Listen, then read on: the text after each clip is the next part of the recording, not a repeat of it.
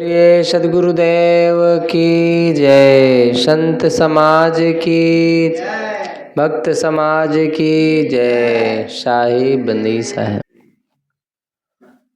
परम पूज्य गुरुदेव जी, अर्चनी बंदनी मुद मंगलमय संत समाज, धर्म प्रेमी सज्जनों, माताओं बहनों, आप लोगों के समक्ष सतगुरु कबीर साहब की साखी पर चर्चा चल रही थी, उसी पर चर्चा करेंगे। तो आइए हम सब मनन करते हैं।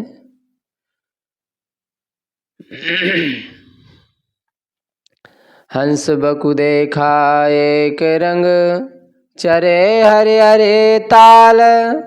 हंस छेरते जानिए, बकु ही धरेंगे काल।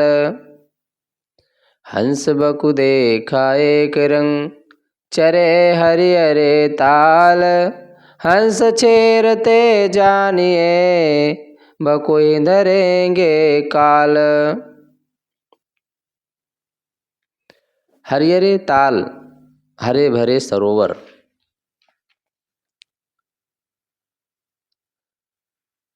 देखा कि हंस और बगले एक ही उज्जवल रंग में हैं और हरे भरे ताल में चल रहे हैं, परंतु हंस की पहचान उसके निर्छीर विवेक से होती है और बगले की पहचान क्रूरता में होती है। पहचान उसकी क्रूरता में होती है। वह मछली आदि जीवों को पकड़कर खाता है। हंस बकु देखा एक रंग, चरे हरि हरे ताल। हंस छीरते जानिए, बकु ही धरेंगे काल। साखी का भाव स्पष्ट है। पहचान, हंस की पहचान उसके विवेक से है, निर्छीर विवेक से, और बगुले की पहचान उसके क्रूर स्वभाव से है। बगुला बड़ा ध्यान लगाकर बैठता है, ऐसा लगता है कोई ध्यानी महात्मा है, लेकिन मछली आती है तो बस सीधा धावा बोल देता है, क्योंकि वो उसी के लिए करता ही है। और हंस जो होता है वे अच्छा अच्छा ले लेता है और जो खराब होता है उसे छोड़ देता है। उसके सामने दूध रख दिया जाए तो वो पानी छोड़ देता है और दूध को पी लेता है, खा लेता है। तो जो उसके चोंच में कोई ऐसा द्रव होता होगा जिससे कि सरलता से दूध को खा सके, फट जाता होगा और छेना छेना खा लेता होगा, पानी पानी बच जाता होगा, उसे नहीं खाता होगा। सद्गुरु कबीर अपनी वाणियों में पदे पदे रूपकों एवं अलंकारों का प्रयोग करने में बड़े प्रवीण हैं। ऐसे समर्थ कवि प्रयत्न कर अलंकारों का प्रयोग नहीं करते, किंतु उनके हृदय से वह सब स्वाभाविक ढंग से निकलता रहता है। यहाँ सज्जन असज्जन के लिए हंस बगु तथा संसार के लिए हरे भरे ताल के कितने सुंदर रूपक हैं। यह सच है कि मनुष्यों की आकृति और वस्त्रों से उन्हें बहुत ज़्यादा नहीं पहचाना जा सकता है। किसी नए आदमी की पहचान, यह सच है कि मनुष्यों की आकृति और वस्तुओं से उसे बहुत ज़्यादा नहीं पहचाना जा सकता है, किंतु नए आदमी की पहली पहचान का माध्यम उसकी आकृति और पहनाव है। दूसरा माध्यम उसकी बोली, तीसरा माध्यम उसके आचरण। 3 बातें हैं। किसी की पूर्णतया पहचान उसके आचरण से ही होती है। आजकल तो और मुश्किल हो गया है, पढ़ाई लिखाई बढ़ गई है, राजनीति बढ़ गई है तथा कपड़े की स्वच्छता भी बढ़ गई है। अतएव बड़ी अच्छी पोशाक तथा मीठी और सभ्य भाषा में भी कुछ लोग ऐसे मिलते हैं जो मोर की तरह देखने में सुंदर और मीठे बोलने में होते हैं, किंतु खाते हैं सांप। मोर के भेष और भाषा में तो भूल जाएगा, मोर के भेष और भाषा में जो भूल जाएगा वह उसकी सच्ची पहचान नहीं कर सकेगा। उसकी असली पहचान तब होती है जब उसे सांप खाते देखा जाता है। बगला भी ऐसे भेष में कितना उज्जवल हंस के तुल्य होता है। वह सरोवर के निकट अर्ध उन्मीलित नेत्र कर बैठता है तो लगता है कि तपस्वी ध्यान कर रहा है, और कभी कभी जब एक पैर उठाकर केवल एक ही पैर से खड़ा रहता है तो लगता है कि तपस्वी एक पैर पर खड़ा होकर तपस्या कर रहा है। परंतु यह सब मछली पकड़ने की सुविधा के लिए करता है। उसकी असली पहचान तो तब होती है जब वह मछलियों पर टूट पड़ता है।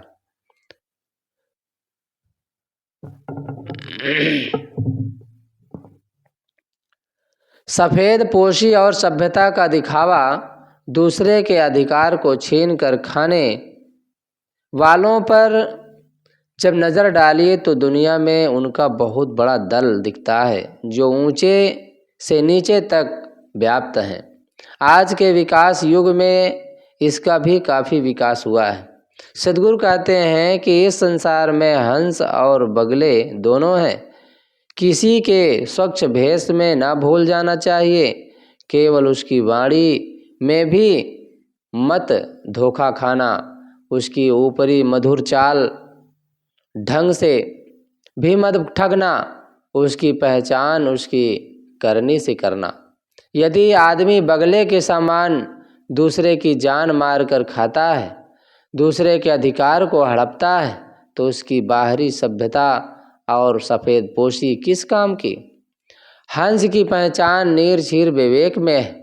सज्जन हर जगह से बुराई त्याग कर केवल अच्छाई लेता है। संसार में अच्छाई बुराई सब है। यदि हम सब जगह से अच्छाई चुने तो हमारा जीवन अच्छाइयों से भर जाएगा। जो दूसरों की बुराइयों की चर्चा करता है, जिसे परदोष दर्शन में रुचि है, वह बगला है, काग है, जोंक है। न उसकी समाज में प्रतिष्ठा होती है और न अपनी अंतरात्मा में।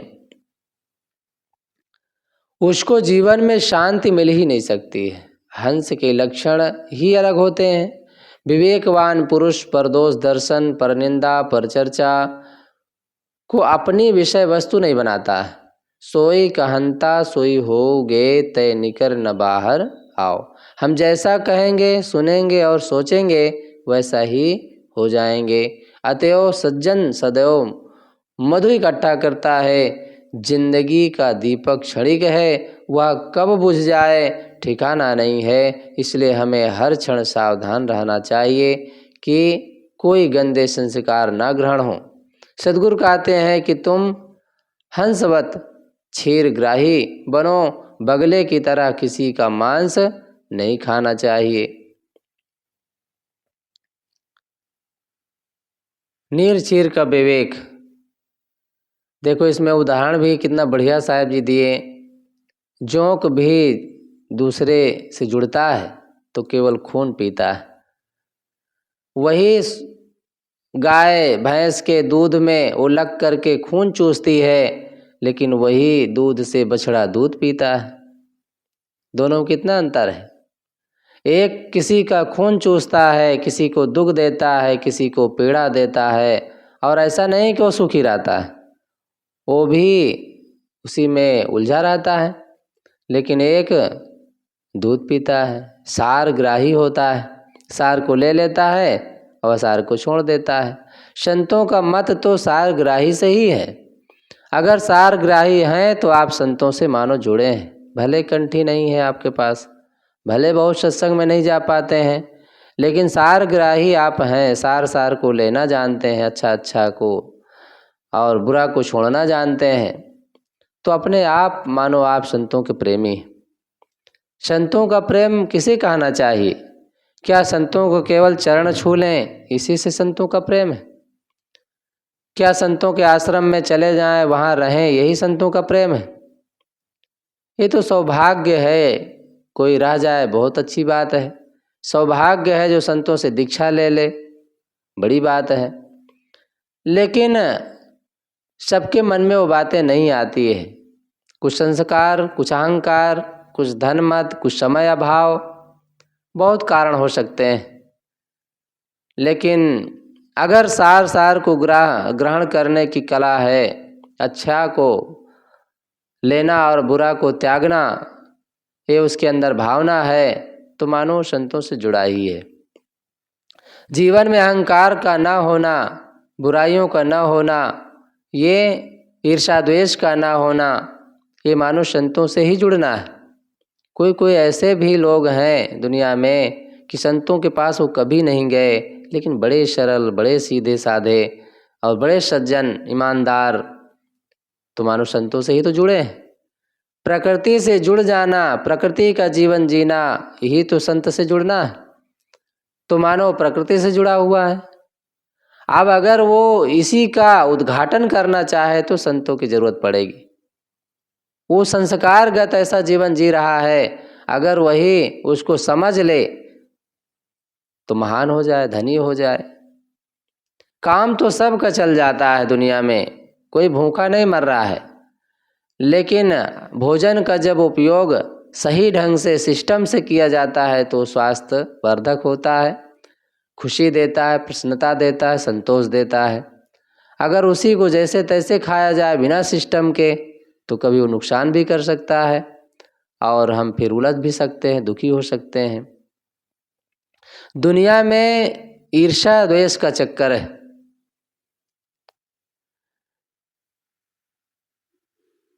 क्योंकि साहब यहाँ उदाहरण देते हैं साखी का कि हंस बगु देखा एक रंग, चरे हरियरे ताल।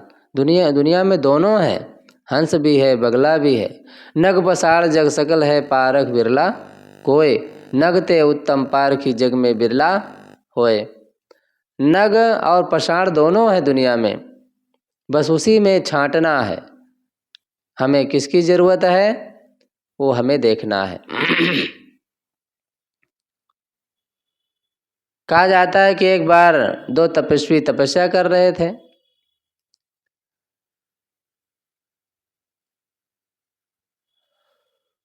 तपस्या हजारों वर्ष मानो तपस्या किए,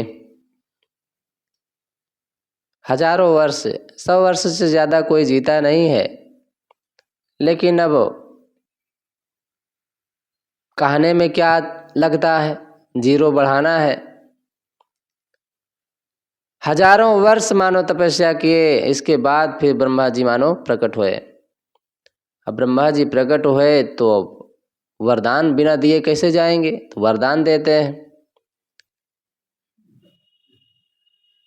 वरदान देते हैं, पूछते हैं कि भाई एक वर देना है, अब मांगो।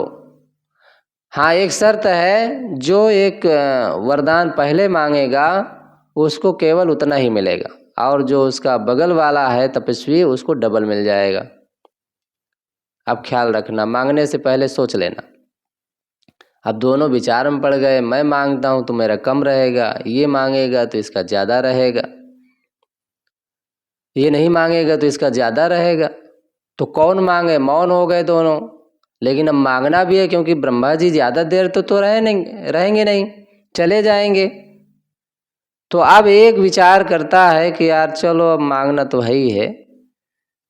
तो बड़ा सोच विचार करके, चिंतन करके मांगता है, अगर आप देना ही चाहते हैं भगवान तो मेरी एक आंख फोड़ दो, मेरी एक आंख फूट जाए। तुरंत फूट गई, ब्रह्मा जी चले गए।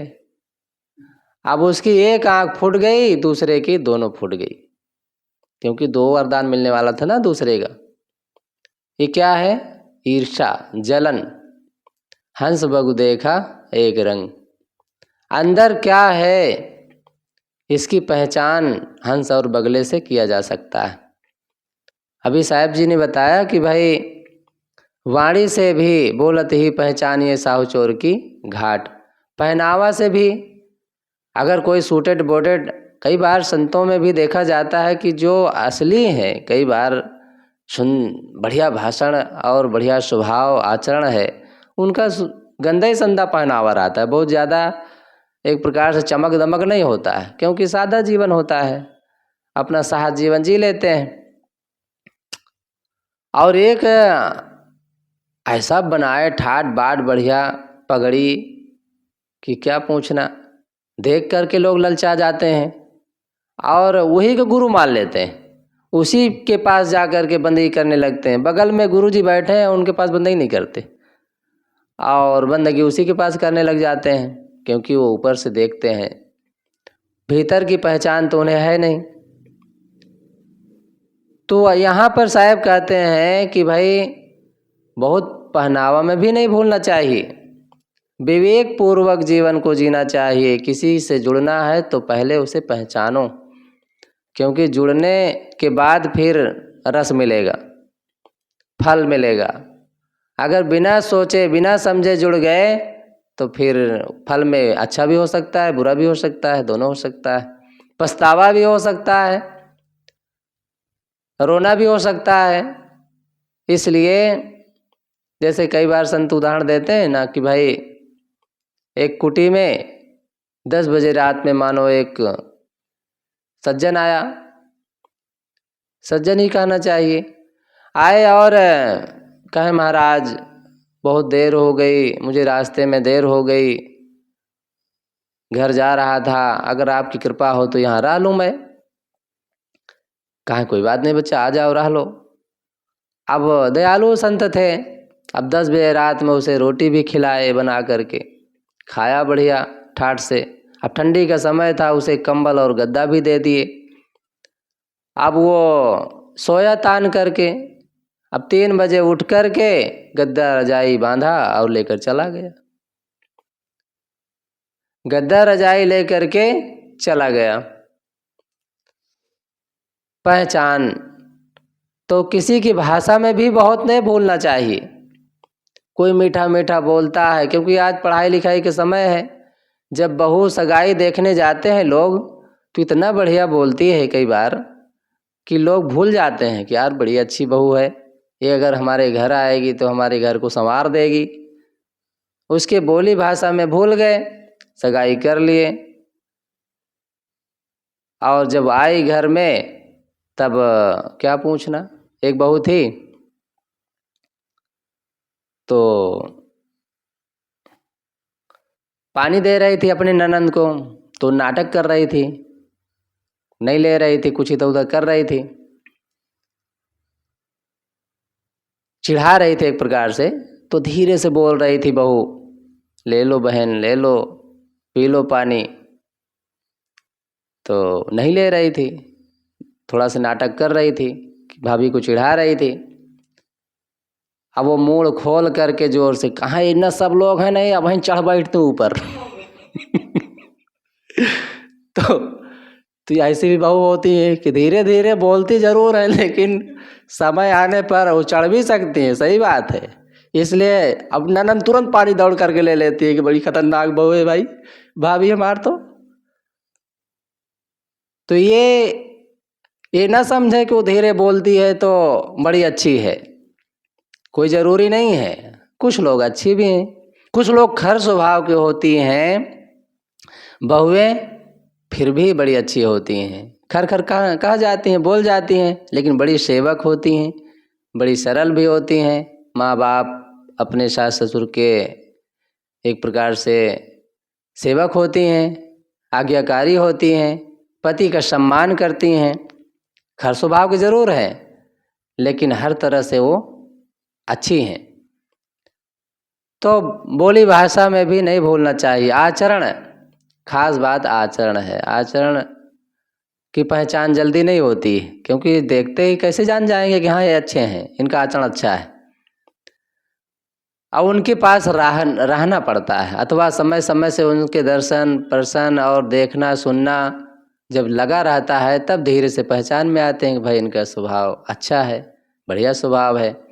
सीधे सरल लोग देखो होते हैं, देखो हमारे निर्धुम साहब जी केवल अपने वैराग, अपने आचरण, अपने स्वभाव, अपने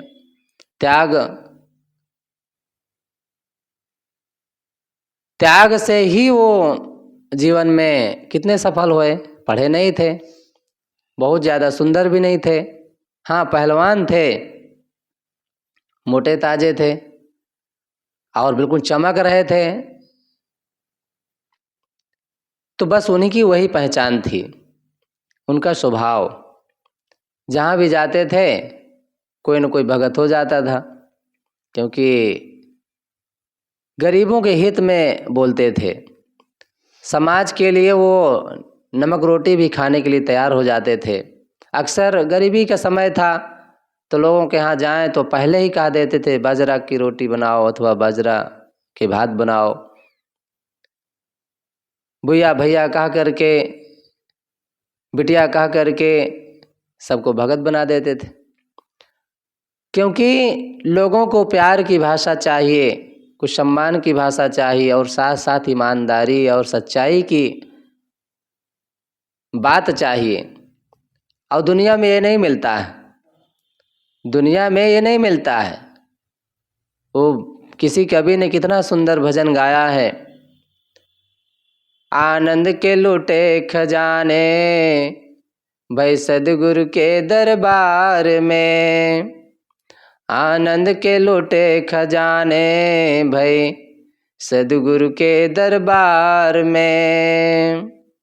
क्यों खाक छानता पगले इस दुनिया के व्यवहार में, आनंद के लूटे खजाने भाई सदगुरु के दरबार में। हाँ क्यों खाक छानता पगले इस दुनिया के व्यवहार में।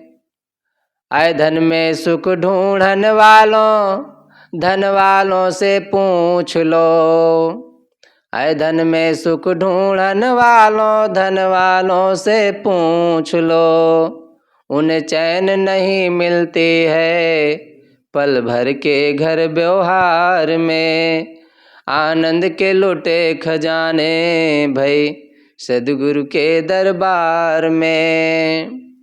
भाई भतीजे कुटुंब कबीला कितना बड़ा परिवार है, भाई भतीजे कुटुंब कबीला कितना बड़ा परिवार है। वह देखे रोज कचहरी भाई आपस के टकरार में, आनंद के लुटे खजाने भाई संतों के दरबार में। ना सुख है इस भेषज में भाई ना सुख है बन जाए के, ना सुख है इस भेषज में भाई ना सुख है बन जाए के। गुरु दीक्षानंद समझावे सुख है तो आत्म विचार में, गुरु दीक्षानंद समझावे सुख है तो आत्म विचार में। आनंद के लुटे खजाने भाई संतों के दरबार में, हाँ सदगुरु के दरबार में। आनंद का जो खजाना है, सुख शांति का जो स्रोत है, वो संतों के यहाँ है, क्योंकि संत गुरुजन उस शांति के लिए तपस्या करते हैं, मेहनत करते हैं। मोह ममता का त्याग, अहंकार का त्याग, बुराइयों का त्याग, छल कपट का त्याग, इन सब का त्याग करके अपने जीवन का शोधन करते हैं और उस जीवन के शोधने में वो पवित्र हो जाते हैं। तो वहाँ से जो भी बातें मिलती है वो अपने सुख शांति के लिए ही होती है, सुख शांति के लिए ही होती है। संसार से जो कुछ हमें मिलता है धन के रूप में, वो वहीं रह जाता है, संसार में ही रह जाता है। पदार्थों के रूप में लोग मिलते हैं, पदार्थों के रूप में, प्राणियों के रूप में लोग मिलते हैं, सब यहीं की चीज़ है। यहीं मिलती है और यहीं छूट जाती है। साहब यहाँ याद दिलाते हैं कि हंस की तरह हमें निर्क्षीर विवेकी बन करके, क्योंकि रहना तो इसी दुनिया में है, इससे अलग कहीं ऐसी दुनिया तो है नहीं कि वहाँ पर केवल क्षीर ही क्षीर है, केवल सार ही सार है और वहाँ रहेंगे तो बिल्कुल आनंद ही आनंद रहेगा। इस दुनिया में ऐसा कहीं जगह नहीं है। तो इसी दुनिया में रहना है, क्योंकि शरीर ये दुनिया के प्राणी पदार्थों से ही बना है, मोह ममता से ही बना है, तत्वों से ही बना है, तो और कहाँ जाएगा? तो यहीं रहना है। तो यहाँ रह करके सारग्राही बनना है, सार को ग्रहण करना है, क्योंकि हंस सारग्राही होता है। बगुला कपटी होता है, सफ़ेद पोशी तो है, भेष तो बढ़िया है, ध्यान भी कर लेता है, चिंतन भी कर लेता है, लेकिन मांस खाता है, किसी को पीड़ा देता है, दुख देता है, तो वो काम न करके। मनुष्य भी कुछ लोग ऐसे ही होते हैं, जैसे अब कुछ लोग कहते हैं ना कि भाई मांस खाया जा सकता है, मारो भरना, सहज मिल जाए तो खाने में क्या दिक्कत है। अब विचार करो, बिना मरे तो कोई मांस आता नहीं है, कोई पेड़ में तो नहीं फलता है, तो मारने की प्रेरणा तो हम दे ही रहे हैं, तो पाप के भागीदार तो बन ही रहे हैं। अंदर तो कपट है ही है, छल कपट है ही है, जबकि हमारे खाने के लिए अनेक पदार्थ हैं, चावल दाल रोटी के अलावा बादाम छुहारा काजू किशमिश, सब्जियों में ना जाने कितने प्रकार की सब्जियां बहुत हैं हमारे खाने के लिए, और जीवन भर अगर हम इनसे जुड़े रहें तो कभी कमी नहीं रहेगी, फिर मांस खाने की बात ही नहीं है। लेकिन फिर भी लोग मांस की ओर ललचाते हैं। तो ये अपने बगुला, भेष तो मनुष्य का है, शरीर तो मनुष्य का है, लेकिन सुअर सियार कुत्ते वाला स्वभाव है, बगुला वाला स्वभाव है, क्योंकि उनके अंदर ऊपर से सुंदर जरूर दिखाते हैं। जैसे मोर ऊपर से सुंदर दिखाई देता है, लेकिन सांप खाता है, मांस खाते हैं, गंदा आचरण होता है, और जैसा तैसे जिंदगी होती है। डर बस, क्योंकि जो मांसाहारी होता है अक्सर वो डर में जीता है। आप देखे होंगे शेर के लिए भी कहा जाता है कि वो 2 डग चल करके पीछे झांक लेता है, कोई आ तो नहीं रहा है, मतलब डर। अब इतना जंगल का राजा हो करके भी उसके अंदर डर छिपा हुआ है। क्यों डर छिपा है? क्योंकि किसी के प्राण को मार करके खा लेता है, और डर उसके पास नहीं होता है जो शाकाहारी होता है। बैल को देखिए आप, निर्भय जंगल में मस्त रह रहा है, क्योंकि किसी को बिगाड़ता नहीं, मस्त रहता है, खुश रहता है, पागुर मारता है, वो शमशान में रह लेता है और हर जगह सेट हो जाता है, क्योंकि वो सीधा साधा होता है, किसी के दुख देख करके वो नहीं खाता है। सहज ऐसे अब भूख लगती है तो अब चारा पानी कुछ खा लेता है, मगन रहता है। तो ये उदाहरण है। तो सारग्राही बन करके अपने जीवन को जिएंगे।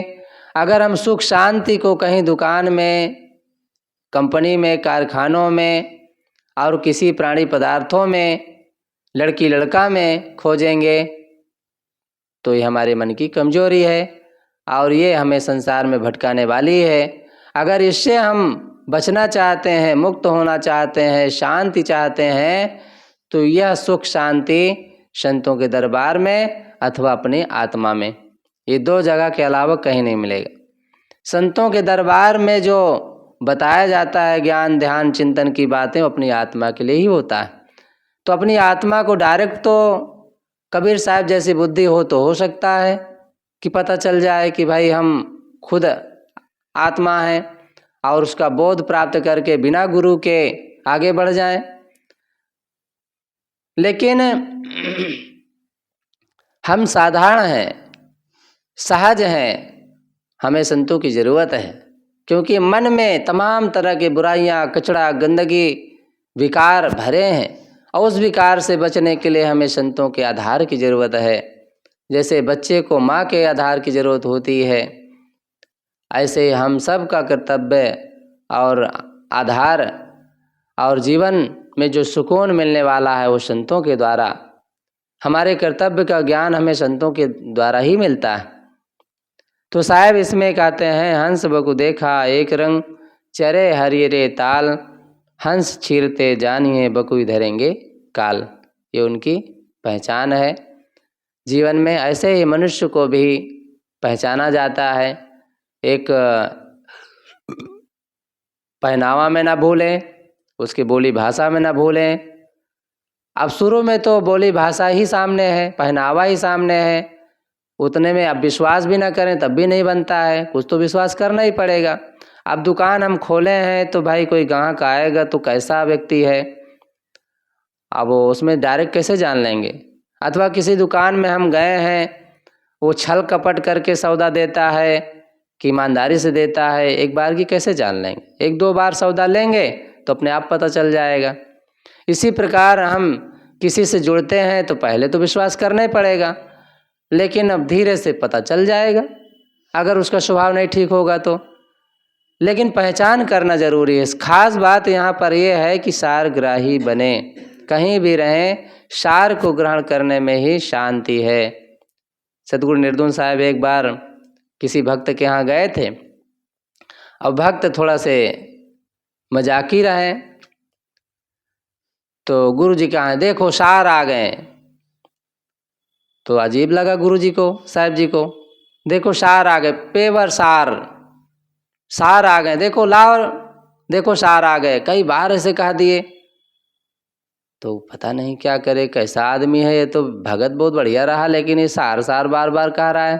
तो गुरु जी को आश्चर्य लग रहा था, लेकिन जब अंदर ले गए तो आरती ओरती सजाए धरे रहा है बढ़िया।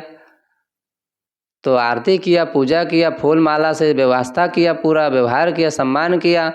और उसके बाद फिर अब साहब को थोड़ा निर्भयता आई कि हाँ कोई बात नहीं, पूछ लिए फिर बाद में, कहें साहब आप ही तो सार हैं, पेवर सार, बाकी तो सब असार है,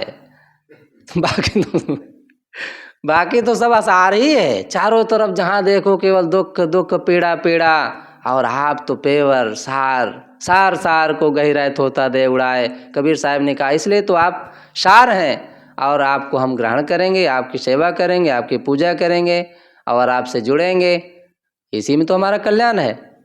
तो देखो अब गुरु जी खुश हो गए कि अरे भाई ये तो बहुत बढ़िया है।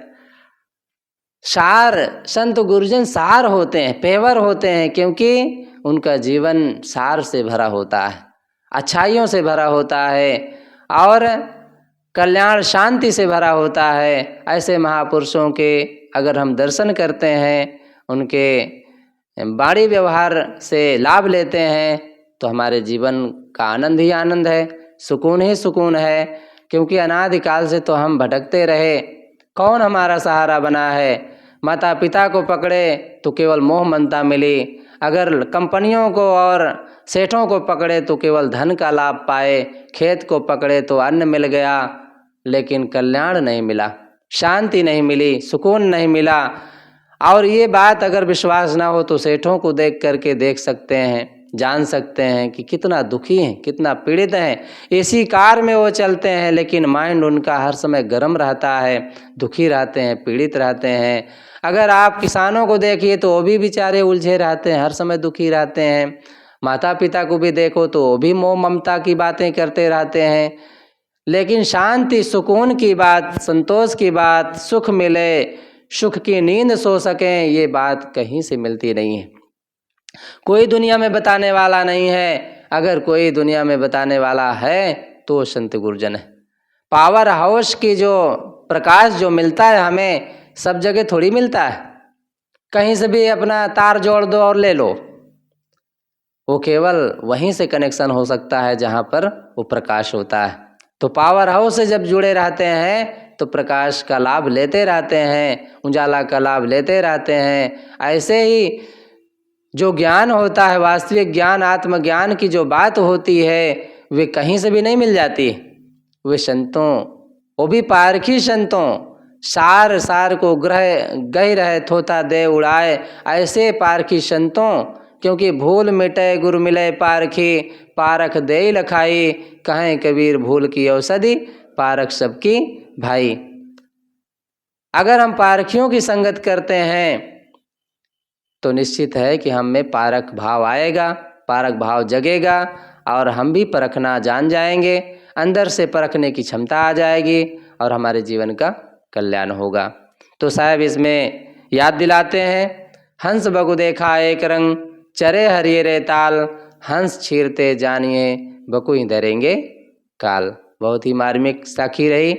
हम सब का कर्तव्य है कि इसे मनन करें और अपने जीवन में प्रयोग करें, क्योंकि दवा प्रयोग करने से काम करती है, वो रखी रहेगी तो काम नहीं करेगी। बिस्तर है, भोजन है, उसका जब प्रयोग करेंगे तब वो काम आएगा, ऐसे काम नहीं आता है। तो प्रयोग करके अनुभव करें, क्योंकि हम सब प्रयोगशाला में हैं और प्रयोग करना हमारा धर्म है, कर्तव्य है। प्रयोग बिना किए नॉलेज नहीं होगा, जानकारी नहीं होगी, बोध नहीं होगा और अपने जीवन का ठहराव नहीं होगा। बिना ठहरे, बिना रुके तो शांति मिलती नहीं है। तो रुकने का अभ्यास करना है, बाहर नहीं रुकना है। बाहर तो काम करना है, सेवा करना है, लेकिन अंदर रुकना है, ठहर जाना है, शांत हो जाना है। क्योंकि बुद्ध की वो बात अंगुलीमाल सुना, मैं तो ठहर गया, तुम कब ठहरोगे।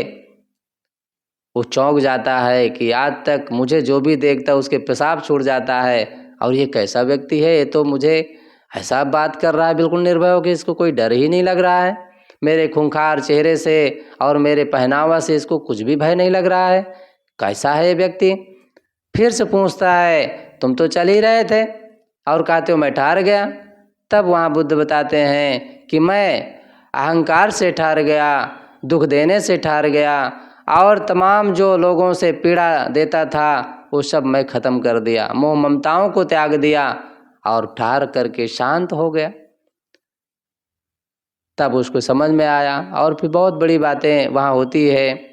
उदाहरण देते हैं कि भाई क्या तुम इस पेड़ को, डाली को काट सकते हो।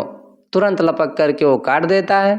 फिर बुद्ध कहते हैं क्या इसे तुम जोड़ सकते हो। कहा नहीं, कैसे जोड़ सकता हूँ मैं। तो कहा बस ऐसे ही, जब तुम किसी को प्राण नहीं दे सकते हो तो किसी के प्राण लेने का अधिकार है तुम्हें, क्यों किसी के प्राण लेते हो। तो वहीं फिर उसको जागृति हो जाती है और वो महान हो जाता है। बुद्ध के संगत पा करके देखो, अंगुलीमाल भी महान हो गया। ऐसे सप्तऋषियों की संगत पा करके रत्नाकर डाकू भी महान हो गया, वाल्मीकि बन गए। तो संगत की हमें जीवन में ज़रूरत है। ऐसे संगत की ज़रूरत है जहाँ गांजा भांग न सिखाया जाता हो, ज्ञान सिखाया जाता हो, आचरण सिखाया जाता हो और सुख शांति के लिए ठहराव सिखाया जाता हो। तो ऐसे संतों की हमें ज़रूरत है, गुरुजनों की ज़रूरत है, ऐसे आश्रमों की ज़रूरत है। तो इसका हमें मनन करना है। साहब कहते हैं, हंस बकु देखा एक रंग, चरे हरिये ताल, हंस छीरते जानिए बकुई धरेंगे काल। तो यहीं पर अपनी वाणी को विराम देते हैं। बोलिए सद्गुरुदेव की, संत समाज की, भक्त समाज की। साहिब बंदगी साहब।